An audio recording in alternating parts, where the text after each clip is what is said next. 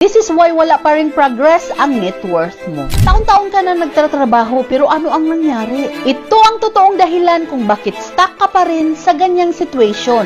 Reality check number 1, puro income pero walang asset. Malaki ang kinikita mo pero saan mo nilalagay? Puro bayad, puro maling luho, puro gastos. Reality check number 2, you reward yourself too soon.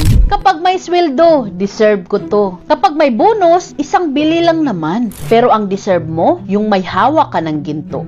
Reality check number 3, you keep ignoring the one thing that builds value. Alam mong dapat may gold ka, pero lagi mong sinasabi next time, mahal ang gold ngayon. Pero ang tanong, kailan mo siya dapat bilhin? Yung hindi mo na talaga afford. Habang nag-aantay ka, tumataas na ang presyo. Darating ang time na hindi mo na talaga siya kayang bilhin. At bumababa ang value ng ipon mo dahil sa inflation. Kung ayaw mong paikot-ikot sa pera, kailangan mo nang hawakan ang totoong yaman. At yan ay ang ginto. Nakita akong post about, eto, makikita nyo, resibo ng pawn shop at nanggigigil ako sa tag-post kasi proud na proud siya kasi naka-invest daw siya.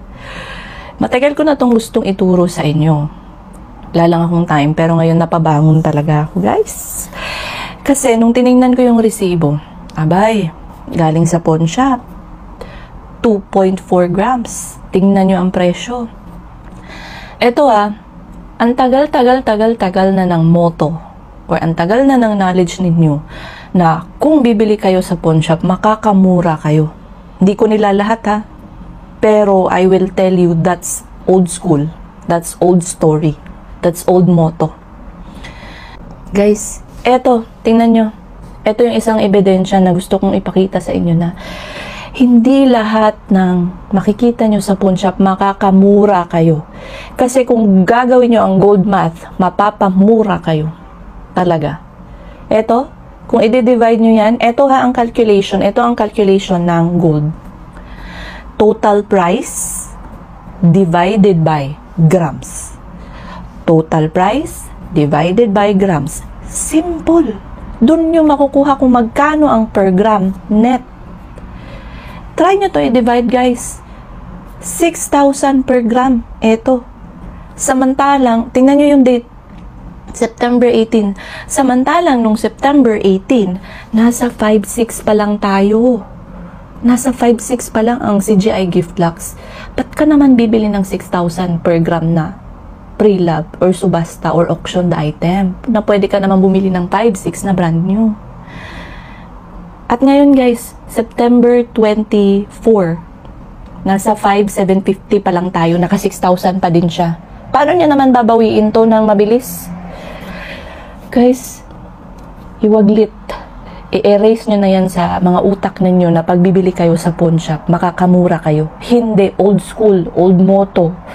Mga, ano na yan natin, na namana natin sa ating mga lola at lolo, pero hindi na yan applicable ngayon kasi marami ng shop ang nagbebenta ng per gram. Be wise. Again, total grams divided by, total price divided by number of grams. Total price divided by grams. Ganun po ang gold math. Okay? Dahil nga naibahagi natin ang iilang mga ginto na naipon ko habang nagtatrabaho dito sa Dubai, na talaga namang tumaas ang value. Yung ibang gold ko nga na nabili ko pa noon ay triple na or 3 beses nang mas mataas ang value mula sa original price. Kaya maraming mga OFW ang nagtatanong kung paano daw ba bumili ng gold or tips sa pagbili ng gold. At mamaya sasabihin ko ang mga store kung saan ako madalas bumibili ng mga ginto. So eto guys, ang tips sa pagbibili ng gold lalo na dito sa United Arab Emirates or dito sa Dubai. Napakarami mga nagtatanong kung totoo daw ba na may murang ginto dito sa Dubai. Ang sagot guys ay wala. Walang murang ginto dito sa Dubai kaya hindi yan totoo. Dahil lahat ng gold shop ay ang sinusunod ay ang latest gold rate. At pare-pareho din ang mga tax sa lahat ng mga shop or sa buong United Arab Emirates na 5%. Ngunit dito nila nasasabing mura dahil magkakaiba ang making charge ng bawat shop. Depende na lang kung marunong kang magkwenta at marunong kang tumawad. So, paano nga ba ang pagbili ng gold or kung paano ito pinepresyohan? Ang pagpresyo sa gold guys is yung latest gold rate ngayon or yung latest gold rate kung kailan ka bibili. Plus making charge times yung grams at plus yung 5% VAT. Pero paano mo malalaman kung magkano ang making charge na ibinigay sa iyo ng staff ng isang shop? Ganito lang guys, i-reverse nyo lang ang computation. I-minus nyo ang 5% tax, then i-divide nyo sa grams, then i-minus nyo yung gold rate. At yung matitira, yan yung making charge na ibinigay sa inyo ng staff. At eto guys, ang making charge na madalas na ibinibigay sa akin dahil madalas din akong bumibili ng ginto sa iba't ibang mga shop. Yung 25 dirham per grams ay okay na yon. At minsan nga ay 20 per grams ang binibigay sa akin. Pero sa ibang shop, yung 30 per grams ay okay na din, lalo na kung maganda ang design. But guys, base lang ito sa personal kong experience. Hindi naman natin pwedeng ikumpara ang experience ko sa experience ng iba. Ngunit paalala sa mga kababayan natin na mag-ingat sa pagbili sa mga gold shop na hindi legit. Lalo na sa mga online. Dahil baka makabili kayo ng mga gold-plated or mga peking ginto. Dapat bibili lang kayo sa mga legit at sa mga totoong gold shop. So eto na nga kung saan ako bumibili ng mga ginto ko. Kapag sa Karama, ang binibilan ko is yung J. Paul Jewelry sa loob ng Karama Center. Kapag nasa Albarcia naman is yung Jewel Cloud sa likod ng Mall of Emirates. Kapag nasa Satwa naman kayo ay suggest yung Vincini Gold Shop na matatagpuan nyo malapit sa Big Mosque sa Satwa.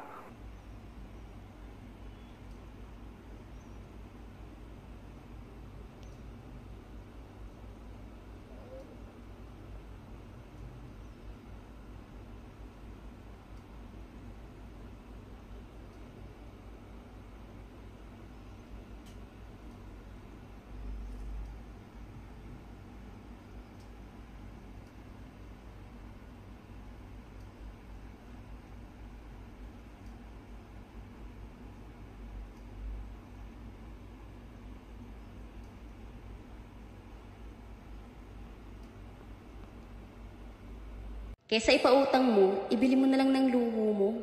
Ibili mo na lang ng luho mo. Ibili mo na lang ng luho mo. Di bali nang walang matira, at least, di ka naman stress sa paniningil. Okay lang ang gumastos. Ang importante, na-enjoy mo yung pera mo. Kesa ipautang mo, ibili mo na lang ng luho mo. Ibili mo na lang ng luho mo.